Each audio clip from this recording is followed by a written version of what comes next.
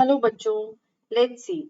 The question says name the type of carbon compounds that can be hydrogenated. With the help of suitable example, explain the process of hydrogenation.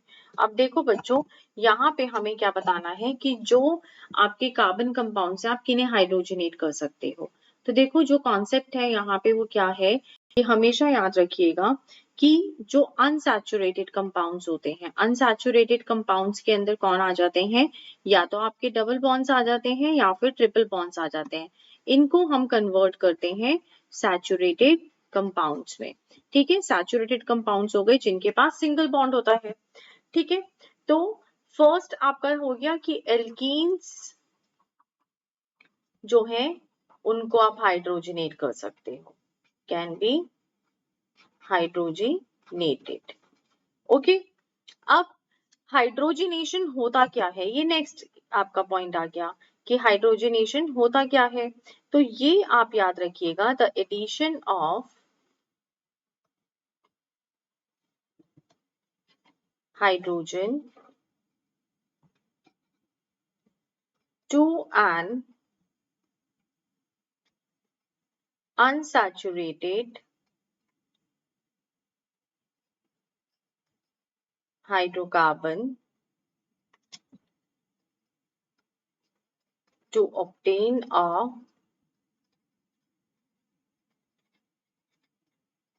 saturated hydrocarbon is called hydrogenation.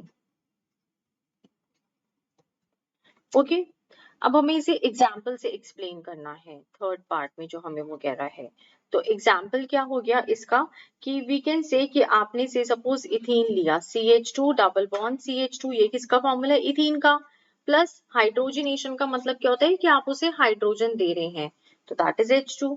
और ये होता है in the presence of the catalyst, निकल catalyst.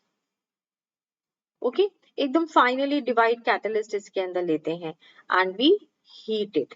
जब आप इसको heat करते हैं तो वो सैचुरेटेड कंपाउंड में कन्वर्ट हो जाता है। तो जैसे मैंने यहाँ पे इथीन लिया था तो it is converted into a ethane over here. तो हम ये कह सकते हैं कि जो आपके लिक्विड वेजिटेबल ऑयल्स हो गए, liquid vegetable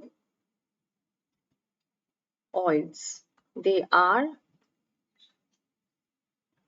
hydrogenated into solid fat. That is your vegetable ghee. So this is the best suitable answer for this question. Thank you. All the best.